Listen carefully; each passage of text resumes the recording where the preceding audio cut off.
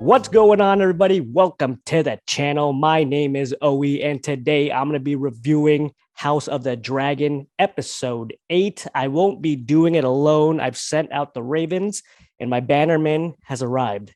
And my bannerman of one is my cousin Dustin, aka DL of House Dustinitis. What's going on, man? I'm good.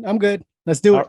Let's do it. Let's just get right into Game of Thrones episode 8 because we did film a spoiler review for episode 7 last week. It was great.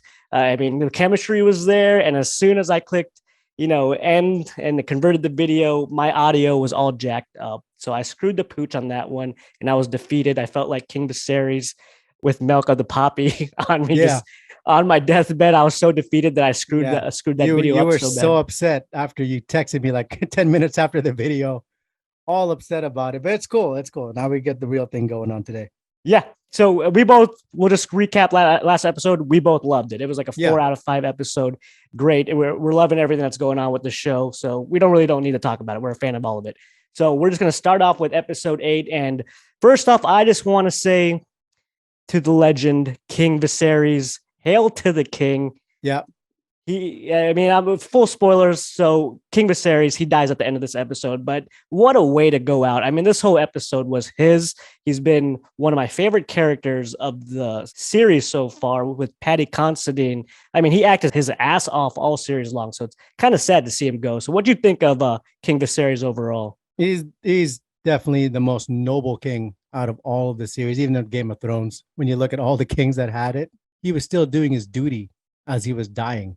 Yeah, he's a good dude. He was just a good dude. Like a lot of people, including myself, made fun of him because he was so weak and indecisive at a lot of the times. Yeah. So you kind of saw that as a weakness. It's like, come on, Viserys, make a decision. But at the end of the day, he just wanted to have peace between his family because he knew that would have peace for the whole kingdom.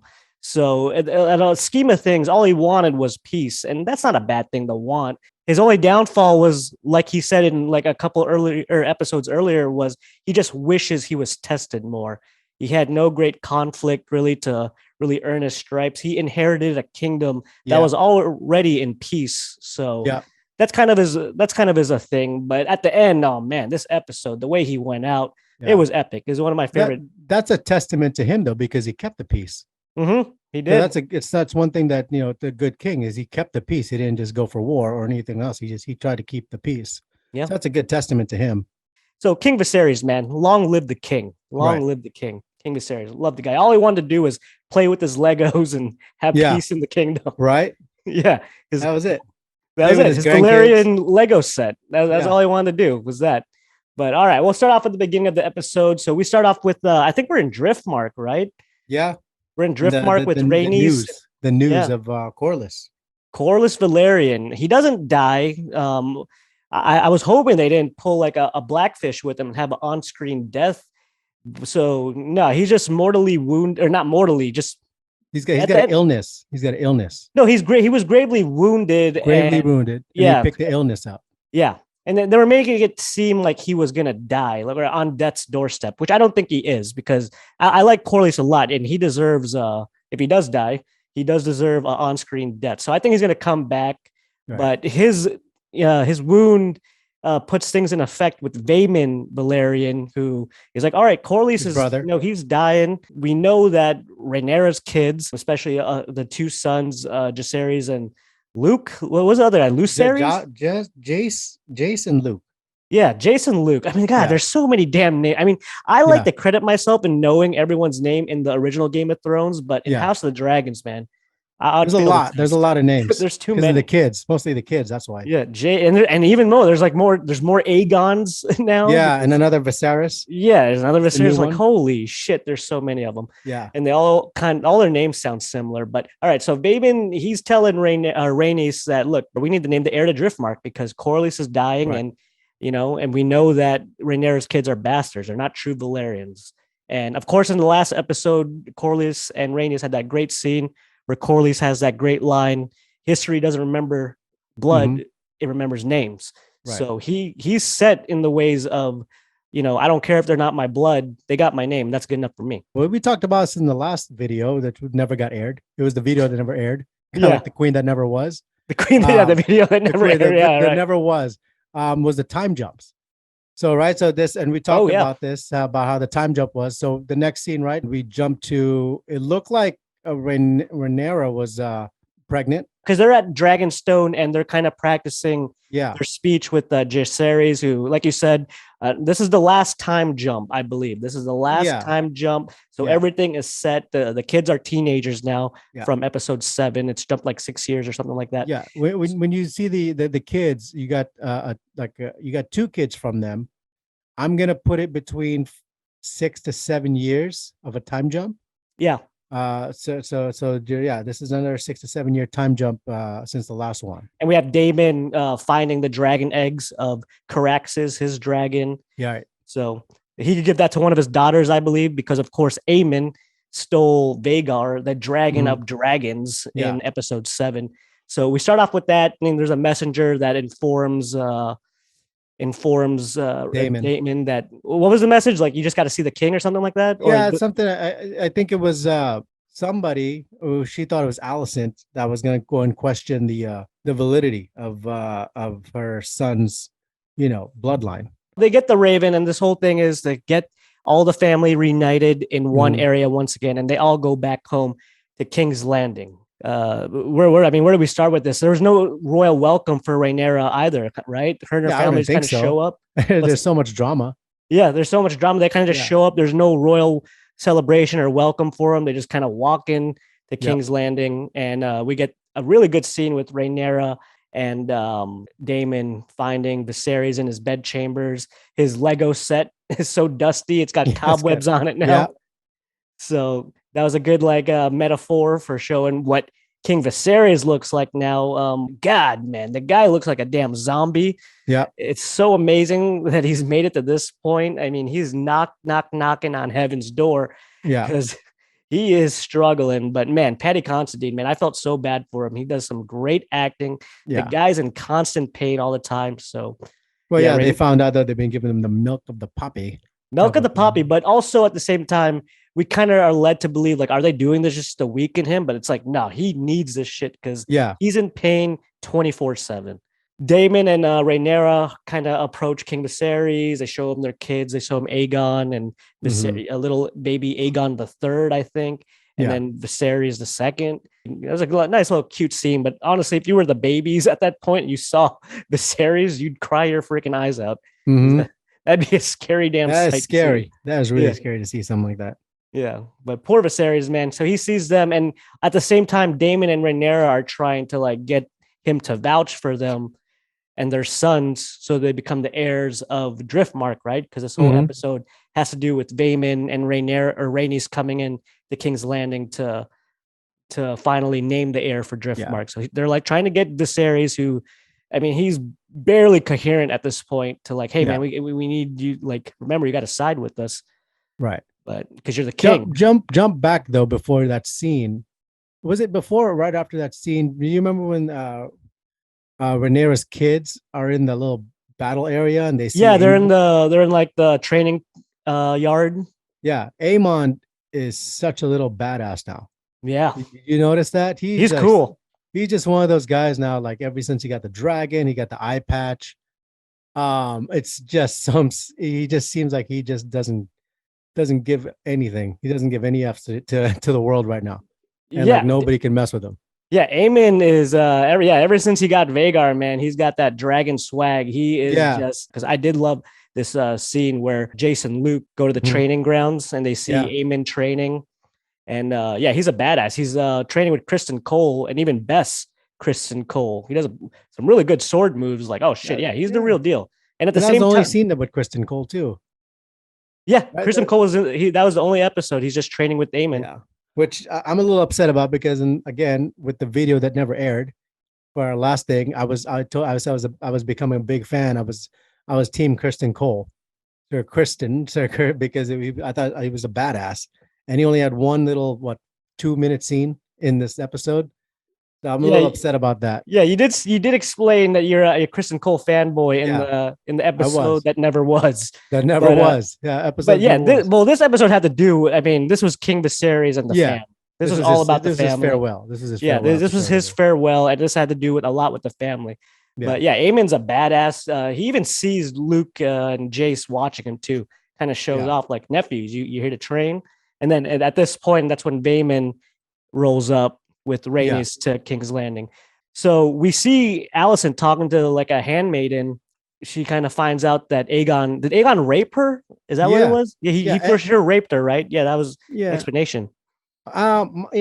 When I see the relationship between Alicent and Aegon, it's just flashbacks of Game of Thrones with Mm-hmm. Joffrey, Yep, and the Queen. you're exactly. I don't know if that's supposed to be cool or lazy because it's just, I mean, it just, there's like a similar relationship there. You got a psychopath of a kid that is not, I mean, I don't think he's up at Joffrey level because Joffrey was just, he was just He psychotic. was sadistic. Yeah, He was Joffrey was sadistic, a psychotic. sadist, dude. He was Aegon, I intense. think, yeah, Aegon is more just like wants to have fun, doesn't take the throne seriously, Yeah, whatever. it's okay if all you want to do is sleep around with handmaidens and whores, but when you're raping, Yeah, that's a whole different level. So he's kind of yeah. he is a scumbag.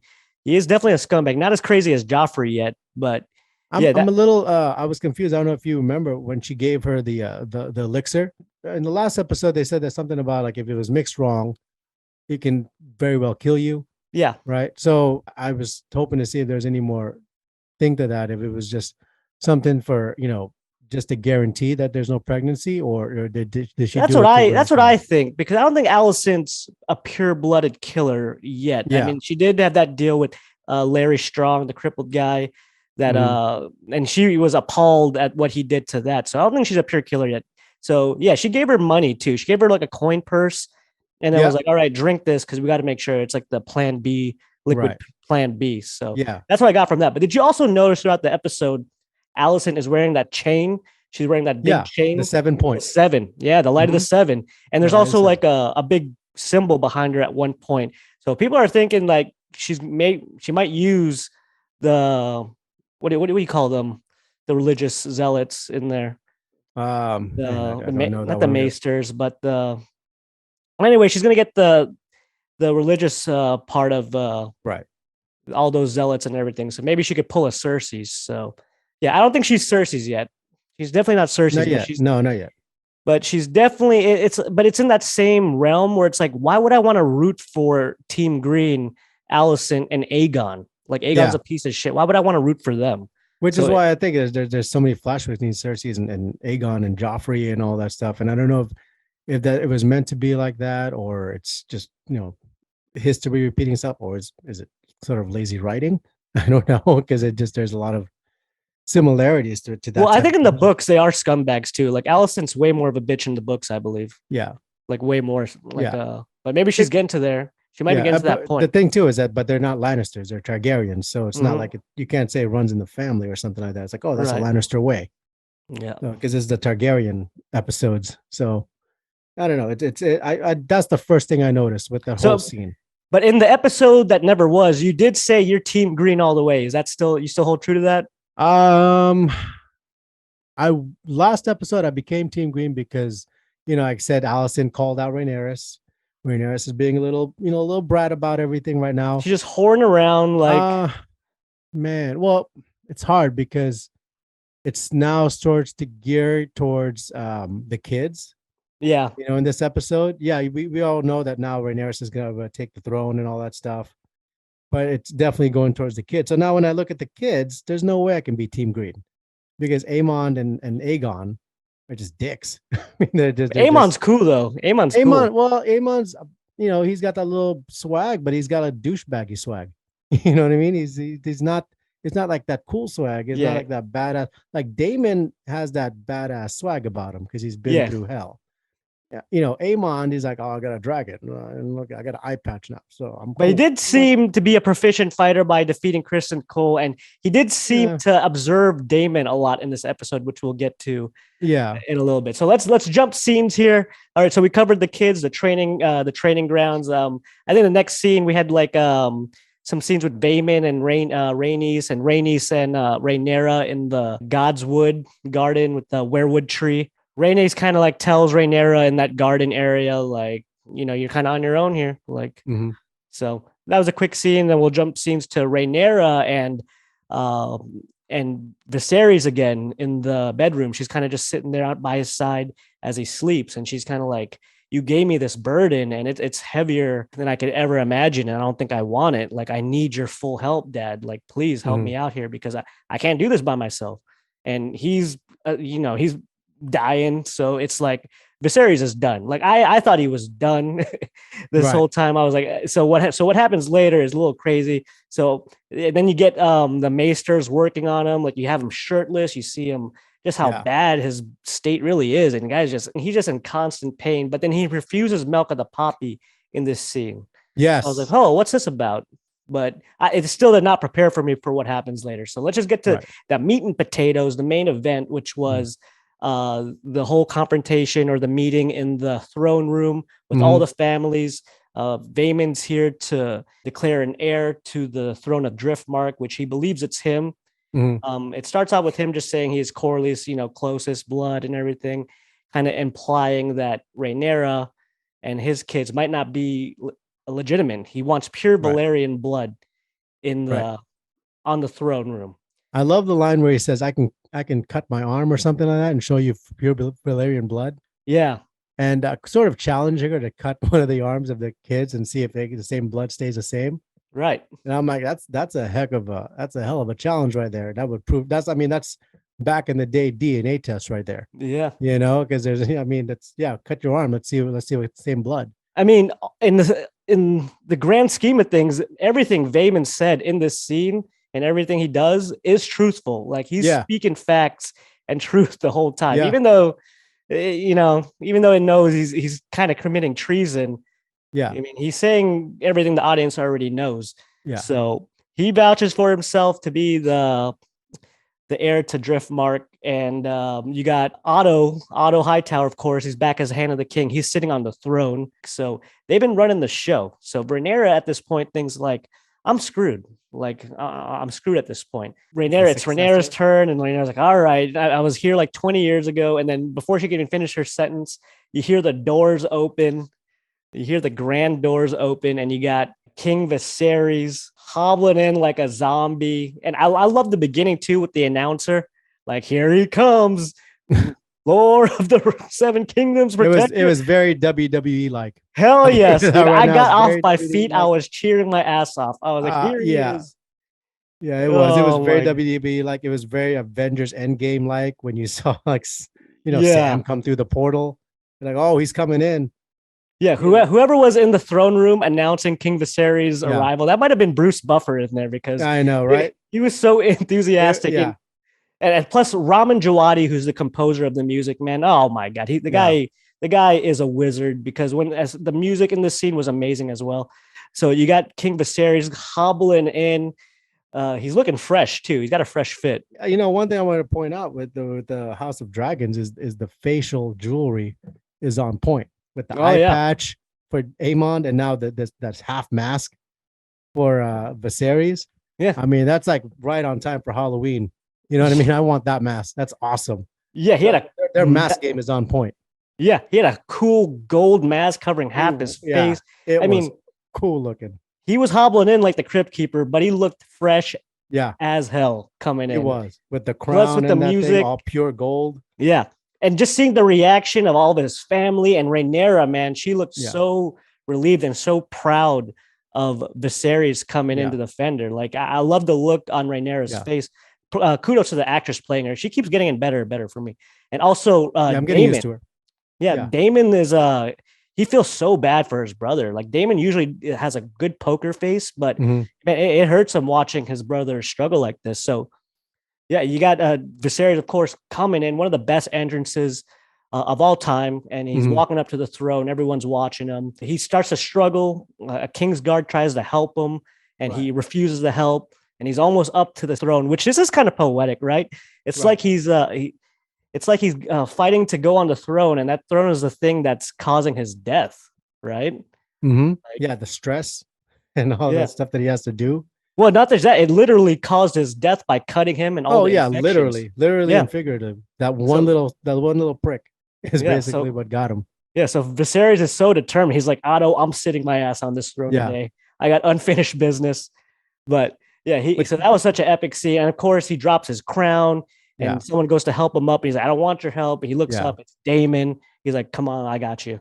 Yeah. So that was such a great scene. He doesn't dance around the bullshit, maybe because he knows he doesn't have much time left. But yeah, he's like, well, yeah, he pretty much is like, what the hell are we doing here? Like, Rhaenyra is my heir. Her kids are heir to whatever that was already promised to them. And Corlys already, Corlys probably already made plans if something happened to him. Yeah. He said, we're just sticking to the plan. That's all basically he said. It's like, we have a plan, stick to it. Yeah. Yeah. It's so noble and it's so fair and just. And I loved it. I give so much props to the character. Yeah. Paddy Considine, man. Like I said, he's probably going to win awards for this. He's so damn great. He's been consistently great. And in this episode, like we said, this episode is his. He owns it. It was epic. His entrance was probably one of my favorite moments in Game of Thrones history. I'm not going to lie. Like, I got goosebumps. I was like, this is a great scene, man. Especially for how his character has evolved. And just to see him go out like that, like all of the love for his daughter. He's like, I got to do this. Like, no matter what, like, this is my last chance to keep the peace. So I got to do this. It's definitely a 180 for me from episode 1, where he decided to off his wife just to try and get a son, where I thought he was going to be that type of king where it was all about the heir. And now you see him here and you notice how fair and just he is and how noble he is. Yeah. So it's definitely a 180 for me. Yeah, he's definitely, when we're first introduced, the only thing he wants is a son. That's the only thing he wants. And it came at the price of his wife, the woman, like the person he loved the most, because throughout the series, after she dies, you could tell he regrets it. And in his dying days, he's always like mistaking Alicent for Emma.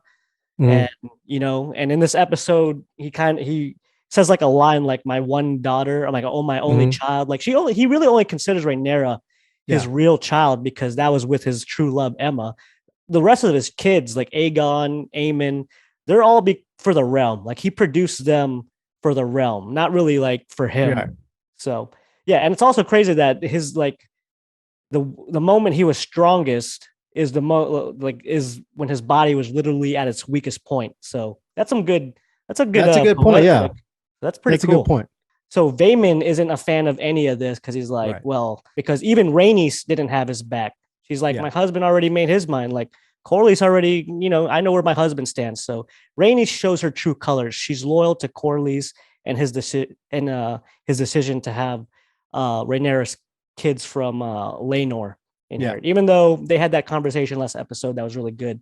They're on opposite ends, but at the end of the day, she supports her husband. So yeah, Vaemon starts to go off this point, and he starts going off on Rhaenyra's kids. He calls them bastards. Right. And it's really good acting by Vaemon too, man. Props to the actor who played him. He is in the hornet. He's in the dragon's nest, and he doesn't give a shit. He's talking all the crap in the world right in front of him. Calls Rhaenyra, almost calls her a whore, and that's where Viserys. Does he? Yeah, he does call her a whore. He does call her a whore. You're right. But I think that was the last words he said, because Viserys gets up. He's like, "I'll have your tongue." Pulls out his Valyrian dagger, and before Vaemon, God, there's so many damn names are the same. But Daemon before Vaemon comes behind him, gets him. Yeah, I love Daemon, how badass he is, because that's the true badass. I'm like an Aegon, which is like a wannabe badass. Daemon's just like, say it. The whole time he's like, go ahead. Yeah, talk your shit. You'll see what happens. I knew this guy wasn't walking out of there alive. But the way it happened, you get just have him. He's about to say another word, and boom, half his head comes off. And Viserys is like, "I'll have your tongue." As soon as he gets his head chopped off, he still has his tongue. Yeah. And Daemon says he could keep it. It was one of the most badass parts. But it was another badass that I if you had to notice, was Princess Rhaena. With the next scene when Vaemon is getting stitched up, and you see him like headless or half headless. And she's just sitting there like, I don't care. I'll hang out here and just watch him. She didn't flinch. I thought that was cool. I was like, oh, this girl's a badass. So it's probably a Targaryen thing or something, because she just sat there and just watched her brother-in-law basically half headless, and they're just trying to fix him up. And she's like, I don't care. He talked all the shit in the world, and she was against Corlys. Like, So at the end of the day, she's loyal to Corlys Velaryon, which I thought was really Yeah. cool. So I like that we finally get a clear cut view of where Rhaenys stand, because she's always Yeah. been on opposite ends with Team Black and Yeah. Rhaenyra, but no, she's with her husband, she's with Corlys, so we know where the Valerians stand now. There's Yeah. no divide in the Valerians, so we know that they're going to be Team Black with Mhm. Rhaenyra. All right, and then the next big scene we got coming up, and this was another classic House of the Dragon scenes. Put this one up there. This is the Last Supper with King Viserys. Yeah. So this was a great scene. You had the whole family together. I mean, this you think this was going to be an awkward dinner, but things were pretty good at first. And I just thought that he was going to have some sort of shindig, festive, trying to make something happen, trying to just get some sort of, family Christmas dinner going on. But he actually came in there with an intention. He came in there to try and make peace, kind of give his last wishes. He wants to mend everything together. He's like, look, right now, right here, let's squash the beef, and it works. Like he's such in pain, For a but he's moment. so for a moment, but he's so in pain and he's so sincere about it that they do want the same thing, because even it starts off with Rhaenyra giving a toast to Alicent, and Alicent was gives so it right fake. back. It was fake. You think hers was fake? Oh, that was like a housewives type of fakeness right there. That was a house. Oh my goodness, that was such a fake toast from all of them. I mean, that's like some straight up Jersey Shore fakeness. I mean, it was forced. They basically, if you look at it, they did all of that during when Viserys was still there, and then as soon as he exited, it all just went back to how it's supposed to be, and they all hated each other. There's just they're just doing it for show. Yeah, I mean that could be it. They did seem sincere. It was some pretty good acting, but yeah, I mean, I think though Rhaenyra and Alicent did kind of want some sort of peace, because remember they were best friends. Yeah, So I think for the moment, at least, they were sincere, even though you knew it wasn't going to last long right afterwards. yeah, So yeah, so it started with Alicent and Rhaenyra, regardless or not if you thought their apologies were sincere. Then it went on to the kids, but yeah, so everything's all good at this point. They're dancing, they're drinking, eating, enjoying the music. If Viserys is like, let's get some tunes in here, get some music in here. So even Otto's having a good time. Like I saw Otto like clapping. yeah, a little at one smile. point. Yeah, Yeah, he smiled at one point. So I think that was his first time smiling in the series. yeah, I think you might be right. He showed Yeah, some emotion in this yeah, scene at least, but there's a slow mo shot of Viserys observing this, and this is everything he ever wanted. For him, it's mission yeah, accomplished. Like everything's in peace. This is perfect. Like all my children and their children are together, and they're yeah, having a great dinner. And at this point, his body starts to shut down. yeah, So yeah, he's got to get out of there. He's yeah, in coughing. He's in pain. So, but like you said, once he leaves, you see everyone's true colors, and it starts with the kids, right? yeah. It starts with Well, let me comment on that though. What you said, like that's what Viserys always wanted. It almost seems like he'd rather see the lie than the truth. He'd rather see the lie of Rhaenyra's kids not being bastards. He'd rather see the lie of everybody loving each other than see the truth that they are bastards, and see the truth that they all hate each other and they're just waiting for him to die and all that stuff. he's got to, man, because he knows like the House of the Dragon divided is not good for anyone. Which I is mean, you what got he all these said. Yeah, powerful houses, everyone's got dragons. He knows if this shit gets divided, all hell's gonna break loose. yeah, So he knows this. Even Otto knows this. yeah. So, but the thing is, Otto's just prepared. Like Otto's prepared for this. So Viserys has got to get out of there, and you got the kids starting shit, and it starts when they start bringing out the food. I don't know if you got this, but they bring out us Filipinos. We call it lechon. They bring out that Yep. roast. That They they brought the look lechon good too. out. That roasted pig. Yeah, Yeah, brought that the shit lechon looked out. good. Brought Yeah. bad memories to Aemond. Lucerys is looking at him, and he starts laughing because I think he does remember the pig dragon that they gave him a couple episodes ago, where they were teasing Aemon that, hey, you can't get a dragon, we got one for you, and it's a pig with wings on it. Yep. So Luke starts laughing, and Aemon catches this with his one eye. He's observing with his one eye. Yep. This sets him off. He gets up and puts a toast, which this is straight out of the books too, like verbatim, I believe, where he starts toasting like, here's to my nephews, wise, young, strong. He's like the strong boys, which, Right. pretty much implies like, hey, you bastards. Pretty much just Yeah. calling them bastards and just Yeah. talking shit. And Jace loses it, punches them, and then all hell Mhm. breaks loose, and the families have to be divided once again. Yeah. So, Which by the way happens after Viserys leaves. mhm, So mhm. that's all that acting and fakeness went away once he left. I don't know. I kind of believe like Alicent and Rhaenyra were just like, because No after what way. Viserys just went through, no, No. he ain't buying it. Because he's dead. And here comes Rhaenyra, and she's gonna take the throne, and that's when it gets serious. But it was the kids. It was the kids though that really screwed everything up because I mean they're kids, they're teenagers. They're gonna Yeah. rebel. They're gonna act like assholes, especially when they have their power. They're brought up the way they are. So yeah, the kids aren't getting along anytime soon. But Yeah. I think the adults kind of, we're sick of all the animosity towards each other. But like you said, maybe that was all a show. Maybe some of it was, at least I believe some of it was sincere. Yeah, let's jump into the passing of the king, Mm-hmm. one true king of Westeros. But before he does, we got Alicent kind of with him in his last moments. Mm-hmm. And he's at the end right here, and he's just his last thought. So you're right. He is a good king. His last thought was of the realm. If you think about it, like Mm-hmm. he starts talking about Aegon's prophecy, which is the Song of Ice and Fire, which is the story of Jon Snow fighting within the White Walkers that are coming. So his last thought before he died was, I mean, we got to like remember Aegon's prophecy, like remember winter is coming. So that's his kind of his last thought was of the realm itself. So that's what kind of a great king he was. Winter is coming. It just reminds me, like, the what is it called? The Night Song of King. Ice and Fire, Aegon's prophecy. Yeah. So Yeah. I would have been, sort of, I don't know if it would be cheesy or cringy, or it would just been cool if all of a sudden he starts talking to his dead wife. well, he And did. He she's saw her like, at the end. But so as he's did saying, he? well, okay, we'll get to that. But as he's dying and he's talking Yeah. about Aegon's prophecy, it's kind of in broken words because he's dying. Yeah. Alicent believes that he's talking about Aegon, his son, with her when he's talking about Aegon, the prophecy. You must take the throne so we can save the realm. Mhm. She thinks he's talking about Aegon. That's why she gets that light bulb in her head, like, oh, he really wants us to have the throne. Mhm. That's where she gets the light bulb, like, shit, Right. like now she has more purpose than ever to get Aegon on that throne because she believes that the Mhm. dying wishes of Viserys was really talking about her son Aegon, who's a piece of shit, but really he Mhm. was just talking about the prophecy. So Yeah.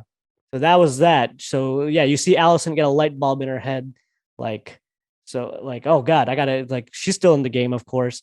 And of course, his last breaths, and at his last line as he's dying, staring into the ceiling, he says, "My love." That's how the episode closes. So maybe he did see his wife right before, he enters the next world. Yeah. I wish there was a little more. That would have been cool I thought it would have been if he had cheesy. that I thought it that would have been cheesy.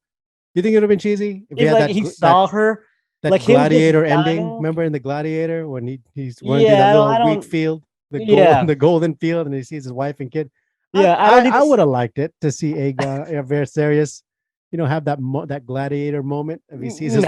No, I don't want You to see know, his crippled ass limping through a cornfield. no, he See would have his been like wife. the old Viserys and happy and Oh, everything like that, and his oh, he'd wife be was like healthy open again. arms. Yeah, and I'm No, like, I didn't want to see finally, that. I you liked know, him taking his last painful breaths, and yeah, then it made it more real. It made it more raw. And his very last lines was "my love." So I like to think he did see his wife at the end of everything. okay. So yeah, you don't need to And see it. I do thought, you think that that had everything to do too because he didn't do the milk of the poppy, and that helped him end it all? Like he yeah. decided, And I also, yeah, well, also the walk to the throne probably just took so much of a toll on his body that, sure, and plus mentally, he probably feels ready. You know how like in the real world, it's like some old people will like die when they feel like things are ready. It's like, all right, my body's yeah, ready to go because my yeah, mind is ready to go. So that yeah. He everything feels just like kind of he readied works. everything. He Yeah. he he got everything right, and he saw Hmm. his family all happy. It's probably one of his last final memories. So yeah, he's probably ready to go. Yeah. Which is tragic in itself because things are just getting started, baby. Yeah, The war is coming. People are going to die. People are going to suffer yeah, because, yeah. So it's kind of a tragedy that he died thinking he achieved peace and yeah, kept it. But nope, things are about to get crazy. yeah. So Yeah, that's how the episode ends, man. Hopefully, this is the last time jump. Keep the characters the way they are, especially when things are Mhm. about to get crazy. So yeah, R.I.P. King Viserys. Yes. Uh, you know, long live Best the king ever. king. His watch has ended. I give this episode, man. I don't know if this was my favorite episode, but definitely that the walk of King Viserys to the Mhm. throne, his last walk to the throne, was definitely my favorite moment of the series. Yeah. So, man, Yeah, I think more memorable scenes for this series. So what are we doing? Out of five? out of five, I'll go 5 out of 5 for this one. perfect score. A perfect score only because if it's focused on the last day of King Viserys, then yeah, they did it right. I They think they did it did it right. right. You Mm-hmm. know, and he did it, and he went out noble. He went out still doing his job, his duty to his Yeah, last breath, and he didn't go out with a bang. He didn't go out looking like a pansy. He just went out being the king. So yeah, that was pretty cool. yeah. He definitely had one of the most badass scenes in Game of Thrones history, and that was really just hobbling towards a throne. Yeah, The way it was executed, the story behind it was so epic. It's one of my favorite moments. yeah. I'll give it a 4.5. I'll give the episode a Another four. 4.5. Yeah, I give Okay. very rare fives out there, but this episode was a 4.5. So, Okay. all right, I think we covered everything. I mean, there was some subplots like with Lady Massaria and her Yeah, she's coming spies, back for but some really it reason. led to nothing. Like she just has spies. Like what else is new? I wonder if her Lord Larry Strong if they're like the new Littlefinger and the new Varys, the two Yeah, spies, more of the yeah. spies. I mean, that's So that's again the similarities, parallels yeah, is starting to show up.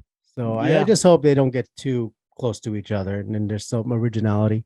Yeah, so that's everything we wanted to talk about. All hail King Viserys. I will say this I mean, obviously his Valerian Lego set is still in play. So Yeah. I want to inherit that if if I'm one of the houses. And I will say this: if someone dare breaks that thing, if Hmm. like Allison or something has a fit of rage and breaks his little Lego set or gets rid of it and throws it in the trash, I'm Team Black all the way, man. I'm Right. Team Black all the way.